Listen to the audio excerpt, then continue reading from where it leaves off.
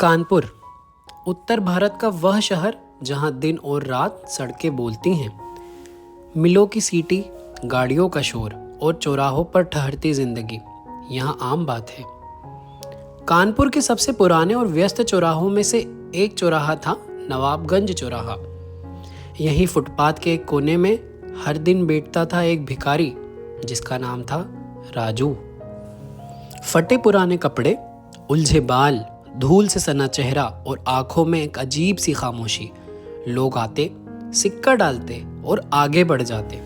किसी ने कभी यह जानने की कोशिश नहीं की कि यह भिखारी कौन है, कहां से आया है और क्यों यहां बैठा है। राजू रोज सुबह गंगा बैराज की ओर बने सार्वजनिक नल पर मुंह धोता, फिर नवाबगंज चौराहे पर आके बैठ जाता। सामने एक मेडिकल स्टोर, बगल में चाय की दुकान और थोड़ी दूरी पर एक पुरानी बंद पड़ी मिल की इमारत। यहीं से उसकी जिंदगी चलती थी। बहुत कम लोग जानते थे कि राजू कभी इसी कानपुर का एक आम लड़का था। उसके पिता जूते की फैक्ट्री में काम करते थे और माँ घर संभालती थी। राजू पढ़ने में तेज था, उसे मशीनें समझना अच्छा लगता था। जब भी आईआईटी कानपुर का बोर्ड देखता, देर तक वहीं खड़ा रहता और सोचता, एक दिन मैं भी इसके अंदर जाऊंगा। लेकिन जिंदगी ने उसे उस गेट तक पहुंचने ही नहीं दिया। पहले पिता का एक्सीडेंट हुआ, फिर नौकरी चली गई, फिर लंबी बीमारी और एक दिन सब कुछ खत्म हो गया। माँ ने जैसे तैसे घर चलाया, लेकिन कुछ साल बाद वह भी इस दुनिया से चली गई। उस दिन राजू सिर्फ अनाथ नहीं हुआ, वह समाज से भी कट गया। शुरुआत में रिश्तेदारों ने सहारा दिया, पर फिर बहाने बनाने लगे और धीरे धीरे सभी दरवाजे बंद होते चले गए। राजू ने मजदूरी की, मिल में काम किया और ढाबों में बर्तन भी धोए, लेकिन बिना पहचान और बिना स्थायी पते के हर जगह से उसे निकाल दिया गया।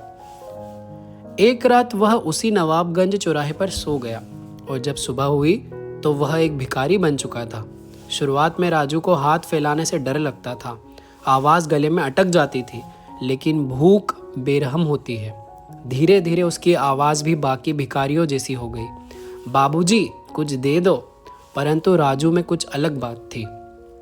वह कभी नशा नहीं करता, जो भी पैसे मिलते उन्हें पूरा खर्च नहीं करता। हर रात चौराहे के पीछे बंद पड़ी मिल की दीवार के पास एक पुराने डिब्बे में वह कुछ पैसे छुपा देता। क्यों?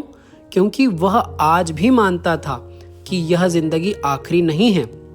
कानपुर की पुरानी किताबों की दुकानों से उसे फेंकी हुई कुछ किताबें मिल जाती। वह रात में स्ट्रीट लाइट के नीचे बैठकर उन्हें पढ़ता।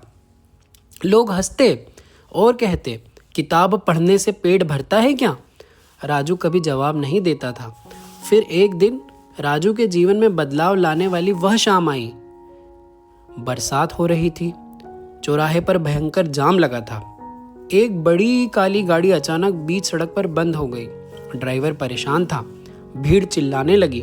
तभी राजू उठा, उसने गाड़ी का बोनट खोला, ध्यान से देखा और ड्राइवर से बोला, बैटरी ढीली है।